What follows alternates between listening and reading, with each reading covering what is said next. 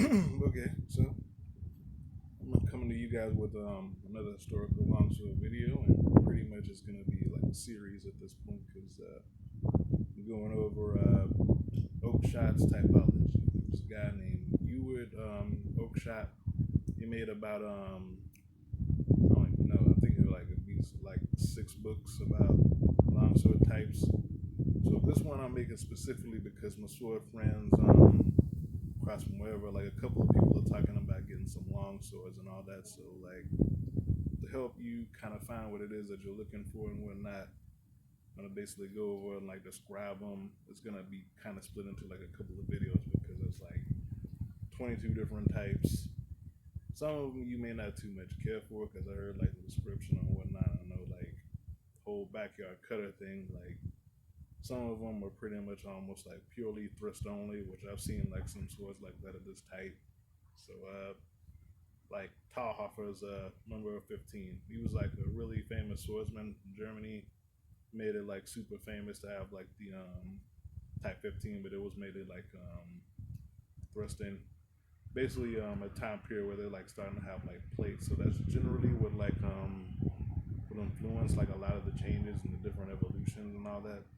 So to help you find kind of what it is that you're looking for, because I remember like watching a video for this one when I was trying to look up like some research on the cold steel bastard sword. So interesting fact about that one is that this one's the actual bastard sword. I got another one over here.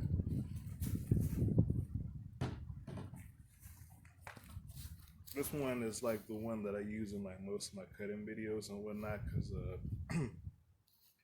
I learned h.e.m.a practice and all that stuff. So I have like multiple different maneuvers and multiple different moves, which because the handle I can use the maneuvers and special hidden cuts with this one, but not this one.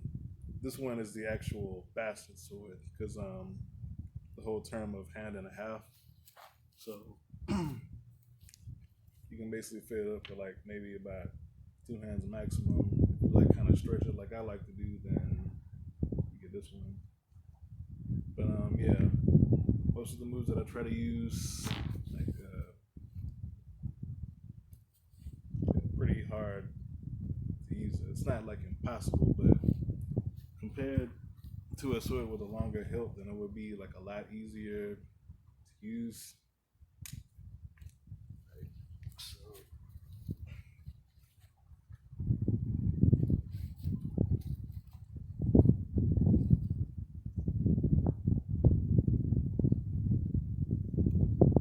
and yeah, kind of cheated a little bit. So yeah, that's be coming out a little bit at the same time, but basically to kind of help you guys get an idea of what you want, and also for some people that are looking for the more historical side of longswords, like you want specific type of record, specific type of replica of a certain type, then you don't want to end up getting gypped out of something and like end up getting the wrong thing. Like with this, I knew what I was getting into, but yeah.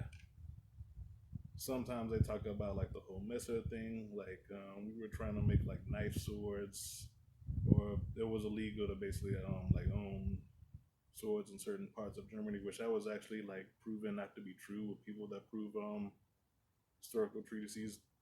It was like the exact opposite of that, but that's like basically another video.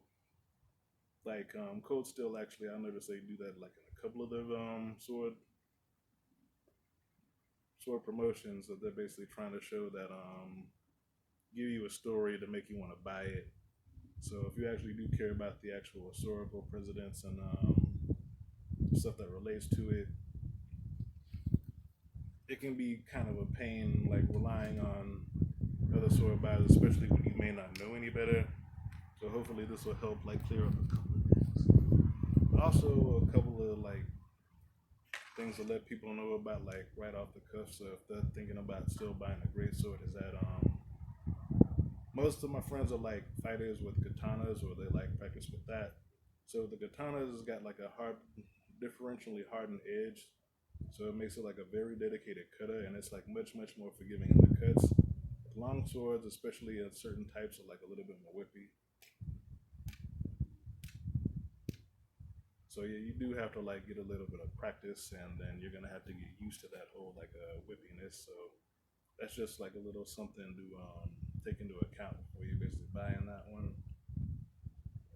But yeah, I'm gonna go over like several different types, and another thing about one last thing about Oakshott's typology is that it only covers long swords, like rapiers, probably other types of swords, like a couple of great swords. That's it.